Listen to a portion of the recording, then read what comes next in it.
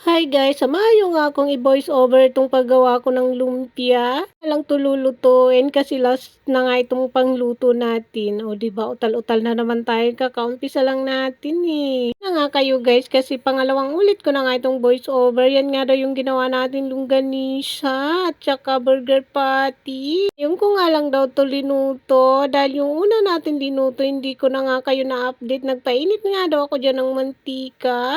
Daw mainit na tapos pinainaan ko na nga dyan yung ating kalan. Lalagay na nga daw natin tong lumpia natin na ginili. Daw ako naggawa ng lumpia kasi parang mas madali yung buhay natin pag ganitong lumpiang paggawa nyo. Baliktad ko na nga yan para hindi siya masunog. Apoy nga yung ginawa natin dyan para hindi naman lutong sunog yung ginawa natin sa pagluto sa lumpia. Nga sa forward, luto na nga daw at haunin na nga natin sa kahirapan, char. Bino-voice over ko ito. Hindi ko alam kung anong isusunod kong sasabihin sa inyo mga kalamon. Anyway, at least naraos natin ang pagluluto ng ating lumpia. Ito na nga daw burger patty susunod ni kalamon nyo. Nagagawa ko nito at piniprito ko. Tapos binabalatan ko na rin yung longganisa natin na ginawa at sinabay na natin dyan. Yan naman yung space niya para maluto sila sabay-sabay. Iko nga dyan habang binabaliktad ko nga ito. Tuwang-tuwa nga si kalamon nyo dahil hindi nga siya naghihiwa-hiwalay. Daw katulad ng jowa mo na naghiwalay, char. Sarot lang mga kalamon, kayo naman walang